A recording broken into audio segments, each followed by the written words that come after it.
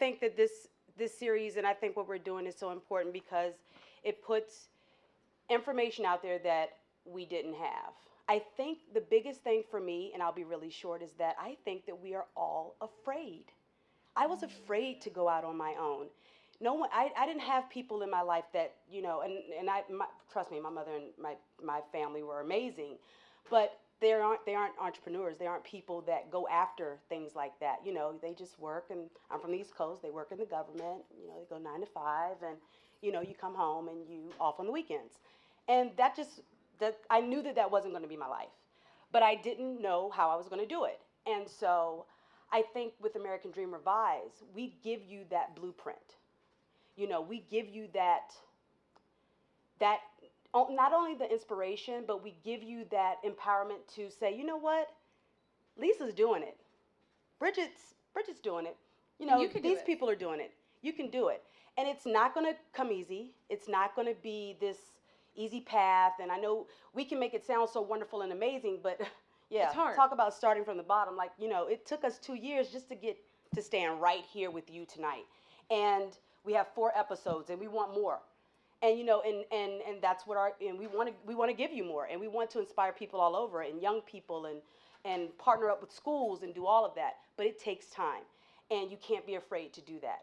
I didn't want people to get caught up in living in that box that we've been sold, that you go to school, you go to college, you get your degree, you possibly will meet your husband, okay, or your wife, okay. Let's not talk. And so, you're going to do all those things. You have 2 kids, and it doesn't mean that I'm not against that. I think that it works for people. I think that that's a beautiful thing.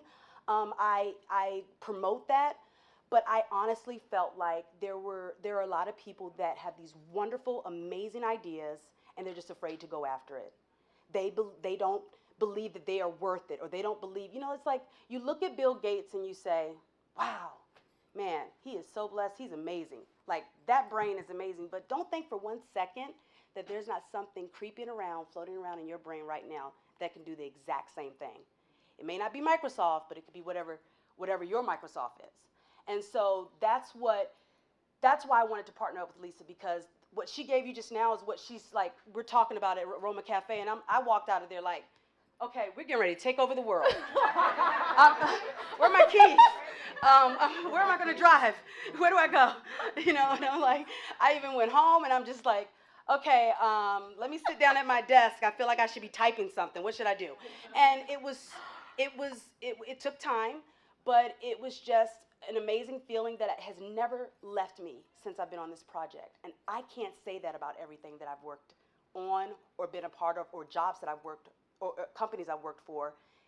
I can't say that about anything. So I think that that's what you're going to get. I think that when you hear these stories, like the whole Richard Branson story, and Stacy, and just all of them, they're all amazing. They all went after it. They took a chance, and it was because they weren't afraid. Don't believe that these things can't happen to you. They can. Or they're afraid and they do it anyway. Yeah, or you do it anyway. Because I'm afraid all the time. Oh, yeah. Like, are they going to say no? I'm a huge risk taker. Exactly. So do it. Yes. That's what American Dream Revised, that's what it is for me, but that's what I know it is for you. I know that this is something that you're going to be inspired by. So the last thing I'll leave you with before we get the program going is that if you're here, you probably have something inside of you that's cooking. Like she said, there's an idea swirling around. There's something down in here. And I will leave you with some wisdom that a mentor gave me many years ago, is that if you don't nurse your muse, it will leave you. If you don't nurse your muse, it will leave you. You don't want to be that person who's walking through Target and goes, I thought it at first. Somebody took my idea. Nobody took your idea. You didn't go and make that happen. Exactly. It's going to the movies and I was going to do that exact same script. Remember, Keisha, when I told you that? It's like, nobody's here for that. Like, you've got to decide how important your dream is to you. Like, are you willing to make the sacrifice to make it happen? Because it is a ton of sacrifice. And there's what's called an opportunity cost. For everything you say yes to, there's something that you're implicitly saying no to. Mm-hmm. So what are all the things that you're not willing to settle for anymore? What are all the things that you're willing to say no to so that you can say yes to the things that you say are most important to you? So whatever your muse is, please nurse it.